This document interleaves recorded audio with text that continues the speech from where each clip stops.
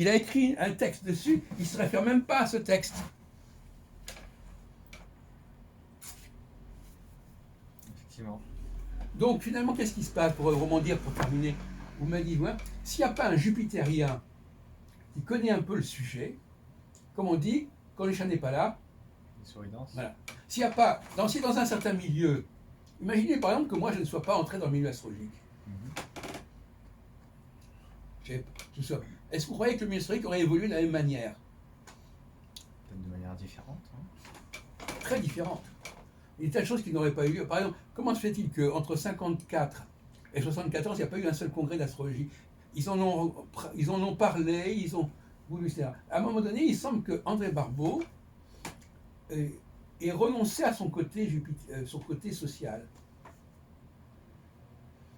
Il était encore en 53-54, il était partie prenante, et après, ça n'est jamais revenu complètement. Mais très sporadique. Est-ce que... Donc finalement, Non, mais- sa dualité, elle a basculé vers l'écriture. C'est parce que je pense qu'il serait considéré comme trop partial, qu'il favoriserait peut-être plus certains courants astrologiques que d'autres, surtout quand on sait les disputes qu'il y a eu entre lui et... Non, écoutez, moi-même, je suis désolé de ne pas me donner comme exemple, mais moi-même, je suis l'exemple de quelqu'un qui n'est jamais oublié la dimension sociale du milieu astrologique. Mais oui, mais justement, vous êtes un peu une sorte de cas à part qui... Vous ne cherchez pas à favoriser un milieu, un courant astrologique plus que l'autre, puisque de toute façon vous en foutez, vous avez votre propre astrologie, mais c'est un peu ça que je pense que les gens y cherchaient en fait. Écoutez, le rôle du jupitérien, c'est de gérer tout ça. Désolé. Oui. Donc s'il était vraiment... Donc non, il n'y a pas d'excuse. Le jupitérien, il est capable de gérer la complexité des rapports humains, la complexité du matériel biographique, etc. Il y a la confiance qui lui est accordée. Bon, Est-ce écoutez, qu'il n'y a pas plus alors- d'intérêt à vous accorder, vous, confiance pour organiser des congrès astrologiques plutôt qu'à André Barbeau qui est trempé dans trop d'histoires de disputes ou ce genre de choses. Surtout que ça empêche les gens d'aller dans des congrès puisque les inimitiés entre les astrologues les empêchent de s'asseoir à la même table.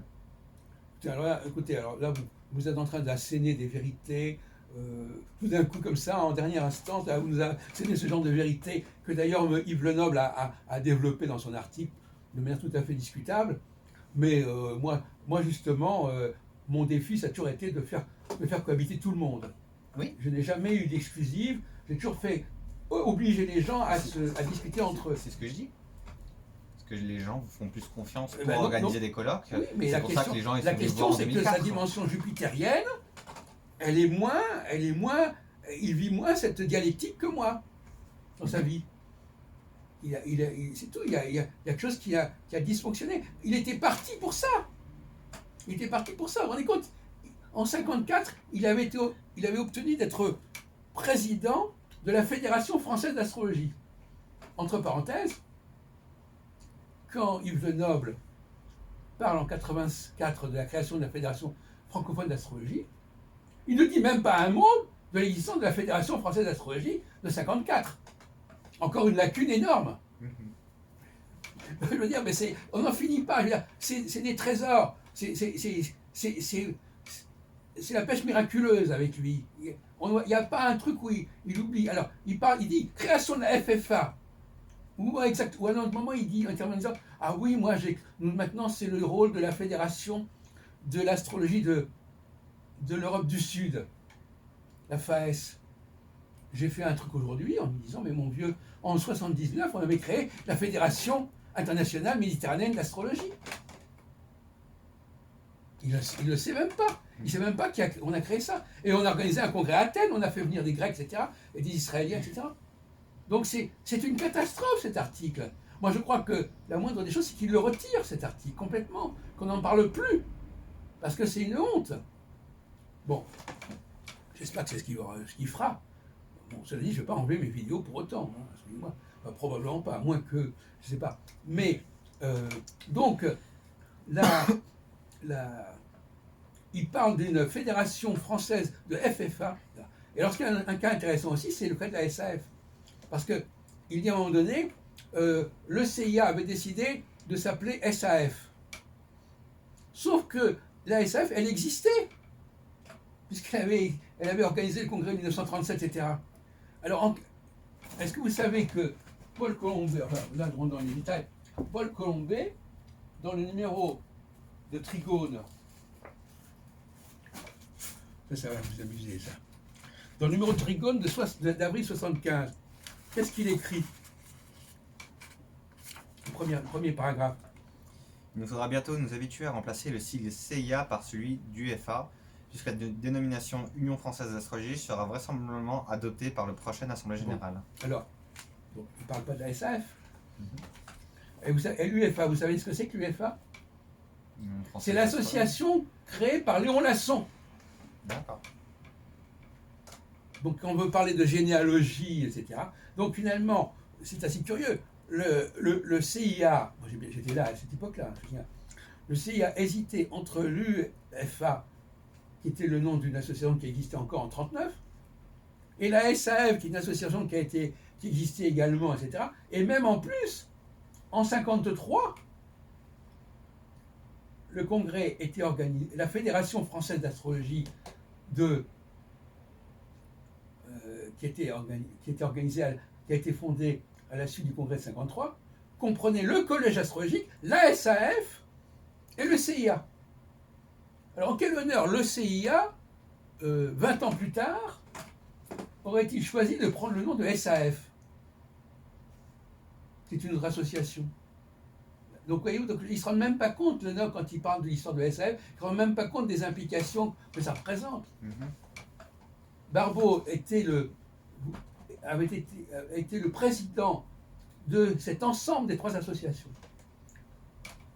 Fédération française d'astrologie, dont le noble semble avoir absolument pas entendu parler, bien qu'il parle du congrès de 1953, il parle même des actes du colloque de 1953, etc. Donc, moi je mettrais 5 sur 20 au travail de Le Noble, je veux dire, sur le plan de la qualité du travail, de la recherche, etc. Donc, pour dire que dans le cas d'André Barbeau, c'est un cas intéressant parce qu'on voit bien qu'il a eu une facette.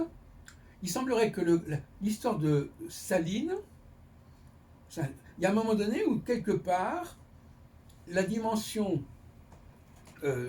écriture l'a emporté sur la dimension sociale, puisqu'il n'a jamais pu organiser de nouveaux congrès, alors qu'il était bien parti pour ça. Que cette fédération, on ne sait jamais ce qu'elle est devenue, et que il a fallu que j'organise moi-même le congrès de 1974 pour qu'il revienne, etc., dans un congrès. Donc finalement, c'est intéressant pour un chercheur comme moi. Qu'est-ce qui s'est passé avec ce jupitérien, vous voyez? Donc finalement, ce qui est intéressant, mon cher Dominique, c'est que, avec un schéma comme ça, vous savez que l'intérêt d'un schéma, c'est de voir les pathologies. La pathologie n'existe que si vous avez déterminé une norme. Donc par exemple, vous pouvez par exemple faire une biographie et dire, voilà, effectivement, c'est quelqu'un qui avait un profil jupitérien, qui avait commencé, etc. Et qu'est-ce qui a fait que, à un moment donné, ça n'a plus fonctionné? Ça fait partie aussi des disciplines. Quand vous avez une discipline, quelle qu'elle soit, il y a des moments où vous voyez, il y a un truc qui a dysfonctionné. Il a plus fait ça. Alors, soit il avait plus ou alors il a la grâce qui permettait à quelqu'un de rassembler autour de lui, il l'a perdu. Parce que moi-même, regardez, je vais vous donner un exemple quand même, c'est étonnant. En 2004, vous étiez né en 2004. Oui. Non, je plaisante. En 2004, il m'est arrivé un truc extraordinaire. J'ai lancé une idée de congrès, et tout le monde a voulu venir à ce congrès. Je croyais que c'était les astrologues qui vous avaient contacté pour faire un congrès. C'est vous qui avez lancé l'idée? Pourquoi est-ce qu'ils m'auraient contacté? Premièrement, ça serait pareil, de toute manière. Mais pourquoi est-ce qu'ils m'auraient contacté? Ou pourquoi c'est moi qui aurais... Non. C'est un... Non, mais... On ne sait pas très bien. Voyez-vous, c'est toujours ça. C'est justement cette magie du charisme comme ça. Quelque part, les gens, comme en 75, c'est pareil. Les gens, ils viennent vers vous, etc. Bon, mais c'est quand même bon. Alors que j'ai lancé ou pas lancé, je veux dire quand même, on ne va pas rentrer dans le détail, etc. Mais cette magie, elle revient. Elle revient. Elle est revenue à plusieurs reprises. Elle est revenue avec le Téléprovidence, etc. quand on est vraiment... Normalement, les choses reviennent. On ne va pas tout d'un coup dire, ah oui, moi, oui, il y a 30 ans, je faisais ça, maintenant je ne fais plus ça. Il y a 30 ans, j'écrivais, maintenant j'écris plus. Il y a 30 ans, j'organisais des activités, maintenant j'en organise plus. Normalement, en astrologie, ça revient automatiquement. Et même que vous le vouliez ou non, ça vous est donné. C'est des situations où on vous remet dans cette situation. Voilà, c'est comme ça. Et ça, c'est le karma du leader. Donc c'est un karma qui est quand même très facile à identifier, mon cher Dominique, quelque part. Si vous avez le coup d'œil, donc c'est même pas... Voilà, vous identifiez, vous dites, tiens, celui-là, il est quelque chose qui me fait penser au système de Heilbronn, là, quelque chose...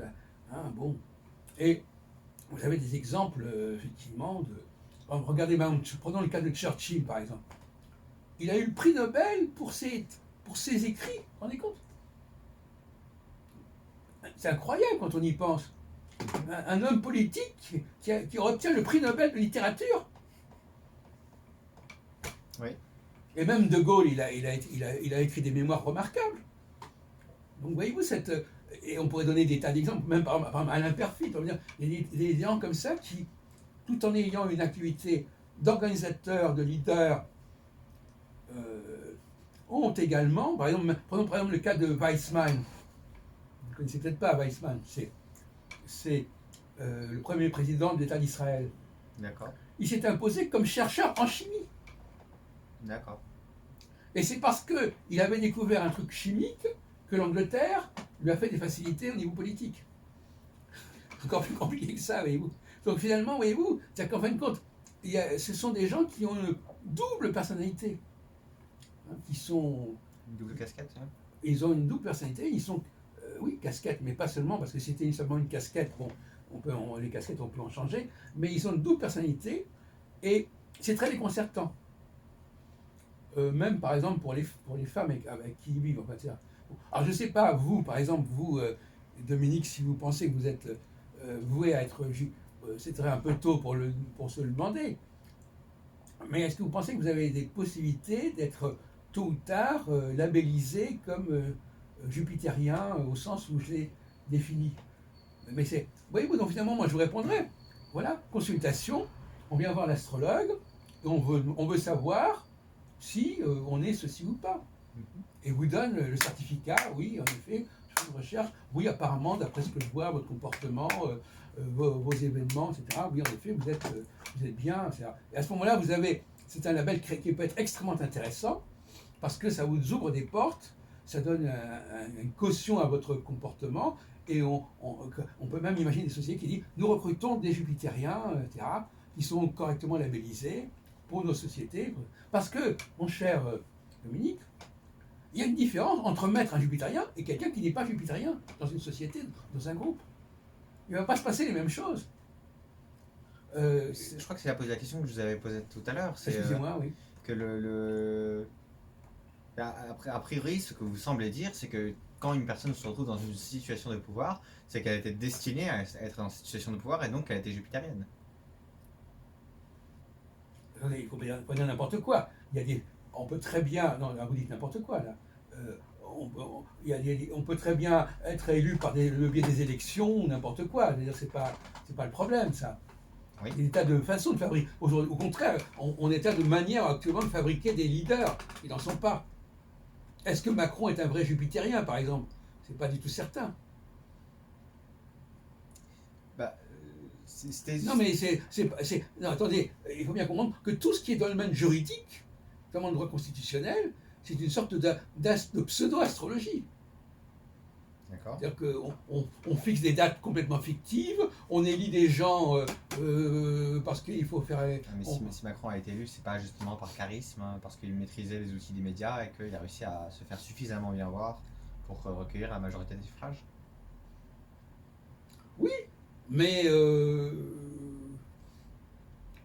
c'est pas un système qui est... On peut fabriquer aussi des gens comme ça. Et d'autre part, bon, il faudrait voir... Mais voyez-vous, il faut voir dans chaque cas, il y a des éléments jupitériens dans sa façon de fonctionner, effectivement. Est-ce que... Bon, non, on ne peut pas dire que... De même que Mitterrand, par exemple. On a souvent parlé de Mitterrand, même Pompidou qu'on a opposé d'ailleurs à Sarkozy ou à Hollande, ils n'avaient pas le même bagage culturel, les mêmes capacités, etc. Mais De Gaulle, par exemple, pour prendre De Gaulle, non seulement écrit ses mémoires, mais c'est lui qui est quand même le fondateur de la Cinquième République. La Cinquième République, c'est une constitution. C'est comme Napoléon avec son code civil. Donc ce sont des gens qui, à un moment donné, se rendent compte qu'on n'est pas simplement dans un rapport social, etc., mais qu'il faut établir des structures, il faut rénover les structures, il faut réformer. Est-ce que Macron a vraiment la capacité non seulement à réaliser quelque chose au niveau social, mais à repenser le système? C'est pas certain. Donc on rejoint mon premier argument, c'est qu'il y a bien des gens qui peuvent par mimétisme vouloir être jupitériens en apprenant votre astrologie et se retrouver dans des situations de pouvoir alors qu'ils n'ont pas les moyens. Mais je vous l'ai dit tout à l'heure, que c'était un des risques. Entendu. Non, mais de toute façon, j'ai jamais dit que les élections étaient non, il est évident que tout à l'heure, je vous ai même dit, il y a des sociétés où les gens n'ont pas de jupitériens. Mais ils ont des gens qui font office de ça, évidemment. Qui font office, qui font semblant d'eux, qui imitent, qui sont dans l'imitation de Jupiter. Et donc pour vous, ces sociétés sont moins bien administrées pour cette raison? Ah bah oui, c'est certain, oui. Il y a un enthousiasme. Non, je veux dire, c'est évident que par exemple, tout le monde n'est pas De Gaulle, par exemple. Bon, prenons un exemple parmi d'autres. Et ça n'empêche pas qu'il y ait eu d'autres présidents qui ont été élus, etc. Bon, donc c'est pas du tout un argument absolu, ça. Non. Tout à l'heure, je vous disais, non. Il y a des personnes qui ne sont pas. Par exemple, le jupitérien, il ne se laisse pas impressionner. Par exemple, je vous donne un exemple. Il ne se laisse pas impressionner par d'autres personnes. Pour toutes sortes de raisons, il maîtrise son sujet suffisamment, il n'est pas impressionné. Le faux jupitérien, lui, il est impressionné par un tel. Parce que lui-même, bon voilà, ben c'est tout. Moi, par exemple, je n'ai jamais été impressionné par Barbeau, par exemple, par les travaux de Barbeau. Bon, même si je reconnais qu'il y a certaines choses qui sont allées dans la bonne direction, je les reconnais après coup. Hein, mais, voilà. Donc, moi, je ne me laisse pas impressionner parce que je connais mon sujet, je travaille mon propre sujet, voilà. Quand vous voyez quelqu'un qui est sous influence, par exemple, il semblerait qu'Yves Le Noble, par exemple, était très influencé par Nicolas, très influencé par Barbeau, parce qu'il travaillait aussi à Astroflash, Yves Le Noble. Et Astroflash, c'était comme Barbeau quelque part. Donc, voyez-vous, finalement, on voit bien, à un moment donné, regardez, à un moment donné, il écrit Barbeau, à la suite d'Astroflash, a dû démissionner, mais il a accepté de continuer à s'occuper de la revue L'Astrologue. Donc c'est pas forcément comme ça que ça s'est passé. Ben non, puisque au bout de 2 ans, le CIA en a eu marre, et il a créé la revue Trigone. Et il ne dit pas que Trigone existait. Donc il dit, c'est Barbeau qui s'occupait de la revue du CIA. Sauf qu'en 71, c'était plus le cas. Et que les Trigones a continué à exister. Donc il y a tellement de contre-vérités, quelqu'un qui lit ce texte-là, hein, en plus il raconte que dans les années 78, 79, c'était le chaos en astrologie, etc. En réalité, c'était pas du tout le chaos, il y avait un très grand nombre de congrès, etc. Mais il présente ça comme une période complètement chaotique, laissant croire d'ailleurs qu'il a fallu que lui, il arrive en 90 pour que les choses deviennent harmonieuses. Et à ce propos-là, je vous dirais que justement, j'en ai parlé, il y a un mélange des genres. C'est-à-dire que par exemple, nous, dans notre structure, on avait d'un côté une école d'astrologie, de l'autre côté des colloques. Et on ne mélangeait jamais les deux. Oui, ceux qui suivaient les cours d'astrologie ne venaient pas au colloque. Oui, et même les professeurs. Ah bon? S'ils ne venaient pas... On les a mis... Non, ils n'étaient pas parmi les intervenants. D'accord. Parce que ce sont deux structures différentes. Comme écrit Brahe dans son compte-rendu du congrès de 54, les astrologues ont besoin de se retrouver entre eux. Et pas avec des étudiants qui ont une certaine idée de l'astrologie, qui ne veulent pas qu'on touche à l'astrologie parce qu'ils ont un fantasme par rapport à l'astrologie, etc. On va dire, vous imaginez tout ce que quand les gens ont des motivations pour revenir à l'astrologie, il ne faut pas les déséquilibrer, il ne faut pas les déstabiliser. Le noble, à partir de 90, a mélangé ces deux populations. D'accord. Ah oui, je me souviens de cet argument chez vous. Il a mélangé ces deux populations en créant des et colloques, il a invité quelques astrologues qui se retrouvaient avec 300 élèves en astrologie. Et il appelait ça des congrès d'astrologues. C'est une manière de se faire de la thune aussi. Non? La question n'est pas là. La question, c'est que c'était un pseudo-congrès. En 53, vous savez ce qui s'est passé en 53? Il y a des gens qui se sont plaints. Bon, je ne faisais pas d'astrologie à l'époque, hein, j'avais 6 ans. Je ne quand même pas que vous. Bon, qui se sont plaints de ne pas avoir été invités au congrès. Parce qu'un congrès, c'était censé réunir tout le monde. Ouais. C'était ça la vocation du congrès, réunir des astrologues entre eux. Donc le noble a changé les règles du jeu, il a pris 7 ou 8 astrologues, et puis il y a eu des gens qui sont venus écouter ces astrologues. Il appelait ça des congrès. Et donc c'était des pseudo-congrès qui imitaient mes congrès à moi, auxquels il avait participé depuis des années. C'est amusant. Et donc, c'est comme ça qu'il a inventé des... Voilà, il a inventé des congrès qui ressemblaient, c'est un peu comme le Canal Rail, ça ressemblait à mes congrès, mais ça n'en avait qu'une apparence. Et finalement, la seule façon d'ailleurs d'organiser des congrès, c'est de faire des commissions. Qui s'occupent d'un sujet en particulier? Non, mais si vous voulez faire travailler, si vous avez une assemblée plénière, vous ne pouvez pas faire discuter les gens entre eux. Oui. Donc, la clé même du congrès, c'est ce que les Américains ont bien compris, vous verrez ça dans vos... Il faut des commissions, il faut qu'il y ait au moins 7 ou 8 commissions en même temps. Qui se font en même temps? Oui. D'accord. Enfin, 7 ou 8 ou 5 ou 6, peu importe. Parce que du coup, vous n'avez pas pu tout filmer dans vos... Non, mais attendez, vous pouviez filmer qu'une moi, je n'ai commission. pas filmé tous les congrès que j'ai organisés, d'abord. Bon. Mais, d'une manière générale, si, parce que regardez, par exemple, même le congrès de 2004, chaque fois c'était des commissions spéciales. On les était... Astrodamus et un sur oui, il y avait au moins 8 commissions. Alors effectivement, elles n'étaient pas en parallèle, mais elles se sont succédées. Et chaque fois, c'était des gens différents qui intervenaient. Parce que si on fait un colloque et justement qu'on crée des commissions qui, au lieu de se faire en même temps, mais celles qui se succèdent, c'est-à-dire que tous les astrologues peuvent, à chaque, même s'ils n'interviennent pas parce qu'ils n'appartiennent pas à la commission, ils peuvent au moins être spectateurs. De toute façon, ce n'est pas le débat. Le débat n'est pas là. Le débat, c'est qu'il faut des commissions d'une 20 à 30 personnes, où les gens puissent vraiment discuter entre eux, et c'est pas possible quand il y a trop de monde, c'est pas possible. Et puis en plus, il faut parler des sujets qui les intéressent. Oui, mais les Américains ont parfaitement compris ça. Ils ont établi un business model parfaitement cohérent à ce sujet. À propos de business model, le business model idéal en astrologie, c'est une association qui a différentes activités.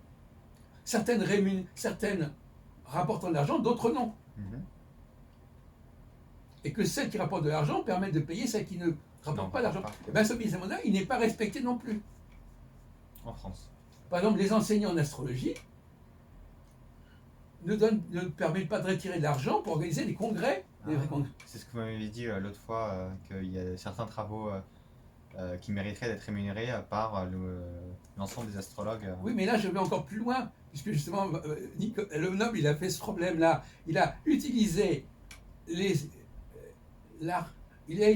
au lieu de prendre de l'argent qu'il recevait des étudiants en astrologie, qui lui permettait d'organiser des réunions d'astrologues, etc. Non, il n'a pas fait ça. Il a fait venir les étudiants en astrologie dans les congrès d'astrologie, pour compenser le fait qu'il n'avait pas beaucoup d'astrologues. Et l'autre jour, quand je suis allé au mois de mars, vous auriez pu y aller d'ailleurs, là, je ne sais pas pourquoi vous n'êtes pas allé, la réunion de l'AFDAF. Oui, il y a une grande réunion astrologique de l'AFDAF. Je sais pas, j'étais pas au courant. Ah oui, non, mais c'est un tort. C'est un tort. À Paris, en plus, à Montparnasse, rue de Lambre. Eh bien, il y avait 7 ou 8 astrologues. et 70 inconnus.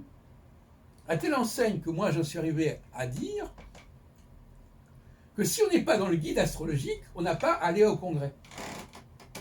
C'est intéressant. Voyez-vous ? C'est-à-dire que la qualité, le guide astrologique devait servir à sélectionner les congressistes. Mhm. Et par conséquent, moi, dans la salle où je suis allé, 80% des gens n'étaient pas dans mon guide, donc ils n'avaient rien à faire à ce congrès. Mais est-ce qu'ils sont intervenus? Peut-être intervenus, c'est-à-dire quoi intervenus? Ils ne sont pas intervenus, je veux dire. Parce que Ils ont peut-être. Intervenus. Il y a des gens qui font leurs conférences, et puis voilà. Bon, maintenant que quelqu'un pose une question, si vous appelez ça intervenir, moi je veux bien. Bah, si on regarde vos colloques, il y a. Même si, même si je vois ça dans vos vidéos, il y a quand même une partie, ceux qui sont assis à table, qui discutent, qui ont droit à la parole, et une partie qui est derrière, qui sont en plus spectateurs et qui. Non, non. Regardez par exemple le congrès de 88, si vous avez regardé les Avec archives. Gauquelin. Comment? C'est celui avec Gauquelin. Non, mais il y avait Gauquelin, il y avait Dorsan, il y avait Amadou, il y avait Oui, c'est ça. plein de gens. Bon, il y avait au moins une trentaine d'astrologues. Bon. Et dans la salle, la plupart des gens étaient des gens qui étaient connus comme astrologues. Mhm. Ce n'étaient pas des étudiants d'astrologie. Pour une raison très simple, c'est que les étudiants d'astrologie, ça ne les intéresse pas. Des discussions entre astrologues, ça ne les intéresse pas. Ils veulent des conférences magistrales. Ouais. Des exposés, voilà, comme ça. Et on a tout au plus le droit de poser une question comme ça en passant en 30 secondes. Non, les congrès d'astrologie sont le modèle. Et ils n'ont pas tous été filmés depuis le début. Mais il y en a quand même toute une tripée. Regardez celui de Montluçon, 91, ou celui de Dijon, ou celui de. Il y a des tas de. Celui de Lyon, etc. C'est pas ce qui manque. Eh bien, voilà, c'est. On a, Braille le dit de manière extraordinaire dans l'astrologie moderne, il dit on n'a pas à supporter la présence de profanes dans le congrès. On se retrouve entre nous. Ce qui veut dire que... Pour vous, quand même, un étudiant d'astrologie, c'est un profane. Comment? Un étudiant d'astrologie, c'est un profane. Oui. Quelqu'un qui commence l'astrologie, c'est un profane. Oui. Alors là, on pourrait discuter on pourrait discuter, mon cher ami, de la motivation des gens qui viennent à l'astrologie. Hein, dans cette salle d'ailleurs qui a été un lieu d'enseignement d'astrologie, entre parenthèses. Ici, là? Oui. Oui. Je sais que cet endroit, j'y suis depuis 79, 40 ans. Bon. Il s'est passé beaucoup de choses. Eh bien, la plupart des gens qui étudient l'astrologie ne veulent pas devenir astrologues. Oui, ils sont là pour une optique de découverte personnelle. Et Voilà. Ben voilà. Et pour cela, il faut qu'ils soient à peu près assurés que voilà, on leur enseigne la bonne astrologie, etc. Ils ne veulent pas de discussion sur savoir si c'est cette théorie-là qui va la faire. Ils n'en veulent pas. Donc ce sont des profanes. D'accord. Hein, ce sont des profanes. Ils ont une mentalité d'amateurs, ils ont un rapport passionnel à l'astrologie, etc. Et à mon avis, le professionnel n'a pas à avoir cette attitude. Alors j'en ai parlé longuement, parce que je disais à un moment donné, maintenant j'ai une autre position, mais c'est que l'astrologue n'a pas à croire en l'astrologie. Moi je disais, ouais, mais effectivement j'ai formé des astrologues. Je vous disais d'ailleurs que quand on me téléphonait pour suivre des cours d'astrologie, je leur disais, est-ce que vous êtes... qu'est-ce que vous attendez des cours d'astrologie? Oui, c'est la question que vous m'avez posée d'ailleurs la première fois au téléphone. Bon, peut-être, oui. Est-ce que j'ai un rapport affectif au zodiaque? Je crois que c'est ça que vous... Ouais, je ne sais pas pourquoi je lui ai posé la question. En tout cas, c'est une question qu'on posait et on ne pouvait pas pouvait pas donner les mêmes formations dans les deux cas. Voilà. Ah, mais vous acceptiez quand même des gens qui voulaient apprendre l'astrologie tout en y croyant? Oui, pourquoi pas. Dans le livre que vous m'avez emprunté, la deuxième édition de Clés pour l'astrologie? Cosmothérapie, ben c'est là-dessus dont il est question. D'accord. Parler le langage du... c'est pas... Je ne désavoue pas d'ailleurs ce texte quelque part, bien que ce soit... C'était une époque où je croyais pas, j'avais pas encore trouvé des choses. Donc, enfin, bon, je disais, un astrologue peut travailler avec un psychologue s'il fait son travail correctement. C'est-à-dire s'il considère que l'astrologie n'est pas un moyen d'information, mais de communication. Oui, un support, quoi. Voilà. Donc si moi, je peux communiquer à la personne des choses en utilisant le vecteur astrologique, mais sans moi-même être pour autant influencé par ce vecteur, je pense que ça peut être accepté par un psychologue. C'est les arguments que Brett Morel utilise d'ailleurs. que le succès ou l'utilité qu'aurait l'astrologie, c'est une fonction de brainstorming en consultation qui permet de développer des nouvelles idées. Mais, enfin, en tout cas, c'est pas moi qui lui ai emprunté ça, on est d'accord, c'est quand même lui Ah non, qui c'est l'a. lui qui vous l'a pris, C'est lui oui. qui me l'a pris. Faut Oui, pas- c'est faut sûr. quand même resituer. On est en 93, là, il faut pas. Bon. Donc, bon, ben, c'est un peu ça. Bon, je sais pas si c'est exactement ça, mais en tout cas, c'était ma façon, vous verrez ça, c'est exposé noir sur blanc, chez Segers, c'est ma façon de faire les choses, effectivement. Enfin, c'était ma façon, je disais, bon, ben, les praticiens d'astrologie, au moins, ils pourraient avoir, s'ils avaient cette démarche, ça pourrait passer. C'est-à-dire qu'ils disent ce qu'ils ont à dire à la personne, en le ressentant, comme ils le ressentent eux, pas en tant qu'astrologue, et qu'ils disent, et qu'ils mettent ça sur le compte du thème astral. C'est un peu ce qu'on fait en psychiatrie. Ma sœur est psychiatre, par exemple. Bon, on peut rentrer dans le jeu de la personne. Par exemple, si vous prenez pour Napoléon, je peux dire, voilà, votre majesté, etc. À la limite, on peut rentrer dans son jeu pour pouvoir communiquer avec cette personne. Mais, enfin, je sais pas, si on prend la théorie astrologique populaire, il y a quand même des choses qu'on peut retirer d'un thème natal qui seront différentes de ce qu'on va appréhender de la personne. Donc est-ce que vous pensez que ce genre de choses doivent être dites ou c'est vraiment uniquement le message qu'on doit faire passer pendant la Non, consultation? je dis que au niveau de la crédibilité du dialogue entre astrologue et psychologue, il n'est pas question de parler d'une information astrologique. D'accord. C'est pas ça qui va légitimer la position de l'astrologue. Ok. Maintenant, de toute façon, je répondrai qu'il n'y a aucune information utile dans le thème astral de toute manière, sauf à utiliser le système dont j'ai parlé, la position du soleil, aspecter, etc. Et moi, ce qui me paraît important pour conclure notre long entretien, j'espère que vous avez une autorisation de circuler, je ne sais pas comment vous allez faire, peu importe. Les astres n'agissent pas d'eux-mêmes. Il n'y a pas de configuration dans le ciel qui dit il va se passer ceci ou cela. Il faut que ce soit répercuté par un canal qui est le leader, qui est un certain leader. Et tel leader aura une configuration X, c'est pour ça que je parlais de théorie de la relativité, et même de théorie quantique, parce que finalement on ne sait pas exactement combien il y a de leaders, et ça n'a pas beaucoup d'importance. L'important c'est qu'il fonctionne, qu'il fasse fonctionner la société, l'humanité. Et c'est comme le nombre de globules. Voilà. Il s'agit de s'assurer que la société est suffisamment alimentée au niveau des vitamines, au niveau des énergies. Et à la limite, est-ce que c'est si important qu'on sache qui est le leader ou pas? L'important, c'est qu'il y en ait une quantité suffisante. Et c'est quand il y a une quantité insuffisante, alors là, on pose au problème, effectivement, au niveau de la science, s'il n'y a pas une quantité suffisamment de leaders dans une société, quelles peuvent être les conséquences? On peut parler de sclérose, on peut parler de distorsion, etc. Mais par exemple, je ne sais pas, je pense pas à un leader qui, à un moment donné, peut donner l'impression qu'il ne sait pas du tout faire fonctionner la société et qu'il ne comprend rien à ce qui se passe, et puis un an plus tard, il va y arriver. Parce qu'il est passé à une autre phase. C'est ça le problème. Et inversement, un leader on a l'impression qu'il est à la hauteur, et puis un an plus tard, ça ne marche plus. Et tout ça, ça peut être, une fois que c'est prévu, on sait ce qu'on fait.